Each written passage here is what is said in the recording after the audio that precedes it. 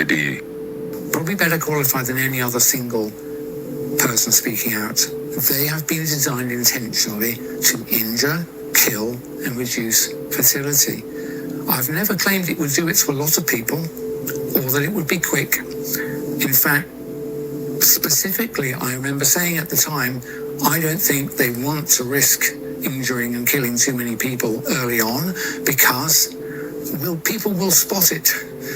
What I expected once I started looking around and noticing other things, like there was a talk of electronic money, getting rid of cash, and there was talk of digital ID. I remember Tony Blair trying to do that in the 90s. And frankly, I joined the dots, and I could see a world in which you were required to have digital ID, that cash was removed, so you had to spend only using digital money.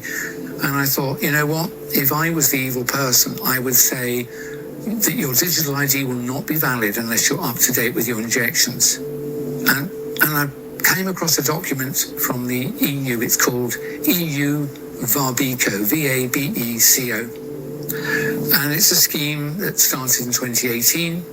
Bottom line is the EU Commission anticipates a future in which every EU citizen has a digital ID whose validity is governed by whether or not they've been injected with the latest mRNA-based, quote, vaccine. So they anticipate regular injection for the rest of your life. That's, you know, if you, and the idea is it'll improve health and safety as you travel around, which is a lie. It's a lie. You being vaccinated doesn't protect anybody. In fact, I would recommend no one has any vaccines at all, from what I've discovered in the last year or so. But, you know, honestly, when have governments ever given a flying one about your health and safety? You must know that a claim that you must do something for your health and safety is what is called, it's an excuse, it's an ostensible reason. These people who are trying to take our lives away from us always use two things. It's always two things. They'll tell you about something using the excuse, the ostensible reason. So in this case, it'll be you have to be jabbed to protect you from marauding viruses. The real reason is I'm afraid they want to make you ill and kill you. That is the truth. It's absolutely clear. There's really only one senior institution. It's a group of people who you can see as supranational groups, from the UN, WHO, the International Panel on Climate Change, the World Economic Forum, you know, Bilderberg. You should see them as the same. They're different manifestations. Trilateral Commission. Keir Starmer's a member of the Trilateral Commission, the only elected British politician who's a member of this globalist group, at least that particular one.